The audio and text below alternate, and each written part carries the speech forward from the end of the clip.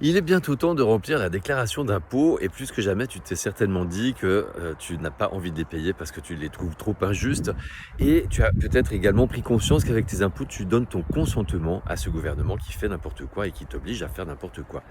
Alors moi, j'ai une bonne nouvelle, c'est que ces impôts, en fait, tu n'es pas obligé de les payer, ils ne sont pas obligatoires. Alors il y a 2 raisons majeures à cela, il y en a même plusieurs, mais je vais t'en citer déjà 2.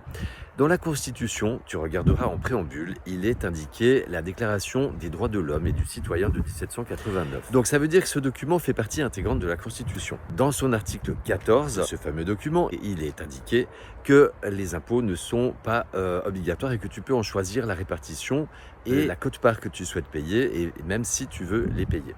Donc ça veut dire que si cet article est mentionné clairement dans un document qui est mentionné dans la Constitution, eh bien ça veut dire qu'il est tout à fait valable.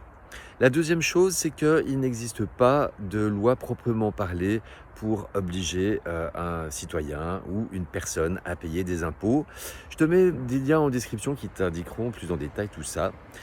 Par contre, il ne faut pas oublier une chose, c'est que si tu remplis ta déclaration, eh bien, là, tu donnes ton consentement à ce qu'ensuite on te facture ces impôts et qu'on t'oblige à les payer. Donc, en fait, eh bien, réfléchis à une chose, c'est qu'à la place de remplir ta déclaration, ne vaudrait-il pas mieux de faire un courrier à l'Office des impôts en leur mentionnant clairement que tu ne consens pas à payer ou peut-être à te payer une partie des impôts et par exemple à les payer si on te donne clairement les justificatifs de la répartition au moindre centime de ces impôts. Après, tu choisiras la version qui te convient le mieux. Moi, je te dis pas ce que tu dois faire, mais je te donne juste des pistes. Et il y a également plein d'autres choses qui sont tout à fait possibles. Il y a des lois qui nous protègent, il y a des lois qui ne sont pas respectées. Donc, en fait, moi, je te pose aussi la question, est-ce que tu as envie de continuer à obéir à quelqu'un qui est dans l'illégalité, dans l'illégitimité? Poser la question, c'est y répondre. Et là aussi, je te mets des liens de vidéos que j'avais faites qui prouvent que finalement, dans notre fameuse République, il n'y a plus rien de légal. Donc, à un moment donné, au lieu de râler et de subir, regarde toutes les possibilités qui sont à ta portée. Peut-être qu'au lieu de dire à chaque fois, mais j'ai pas le choix, regarde tous les choix qui sont possibles et puis fais tes choix après.